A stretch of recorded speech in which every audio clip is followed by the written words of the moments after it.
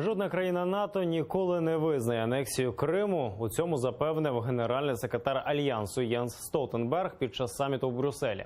Сьогодні там говорили про Україну та її майбутнє в НАТО під питанням, на якийсь час опинилося і майбутнє США в Альянсі. Трампу не сподобалося, що деякі країни платять надто малі внески. Чим усе скінчилося? Дивіться далі.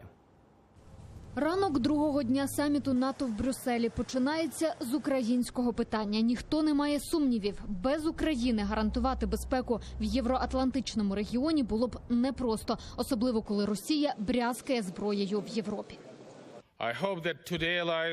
Я сподіваюся, ми зможемо показати свою чітку позицію, свою єдність у боротьбі з російською агресією. Участь у цьому саміті доводить, двері НАТО відкриті для України. І рано чи пізно, а Україна таки стане повноправним членом НАТО, переконаний Петро Порошенко. Це вибір українців і потужна відповідь Москві. Зараз головне, на чому має зосередитись Україна, це реформи. І ви вже зробили багато на цьому шляху. Взяти хоча б закон про національну безпеку. Це однозначно крок назустріч. Подібні кроки відкривають Україні шлях до НАТО.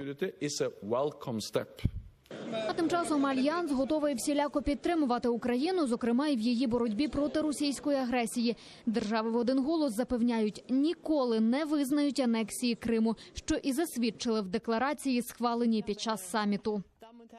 Ви питаєте, що буде далі з Кримом? Віднині я не можу цього сказати. Мені не подобається, що там зараз коїться, але це не моя провина. У тому, що Росія захопила Крим, винен Барак Обама. Коли я говорила з Дональдом Трампом про його майбутню зустріч з Володимиром Путіним, я переконалася, у нас із американським президентом спільна позиція щодо України і щодо виконання Мінських угод. Ну і, звісно, ми ні за що не визнаємо анексію Криму. Та якщо в цьому питанні лідери США та Німеччини одностайні, то стосовно будівництва «Північного потоку-2» порозумітися не вдається. Дональд Трамп невдоволений тим, що Берлін витрачає мільярди на російський газогін і при цьому дає тільки 1% ВВП на фінансування Альянсу, тоді як зобов'язаний платити вдвічі більше. Нам ще треба з'ясувати, що відбувається з газогоном, бо цей газогін іде з Росії. Ніхто не підняв це питання, окрім мене. Можливо, у майбутньому нам вдасться порозумітися з Росією, але зараз для мене це важлива тема для дискусії з Німеччиною. Німеччина не єдина країна, яка свого часу скоротила видатки на Альянс і зараз не платить 2% свого ВВП, як мусила б. Дональд Трамп не на жарт розлютився через це, тож коли сьогодні скликав позачергове засідання, у пресі поповзли чутки. США може покинути НАТО, але обійшлося.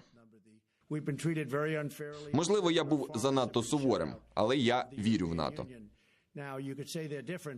Разом з тим, Трамп скасував сьогодні зустрічі з лідерами кількох держав, а от з українським президентом говорив віч-навіч 20 хвилин. І про «Північний потік», і про співробітництво в оборонній сфері. Також Петро Порошенко зустрівся сьогодні з президентом Франції Еммануелем Макроном, з яким обговорювали Мінські угоди, миротворчу місію на Донбасі і звільнення політв'язнів з російського полону.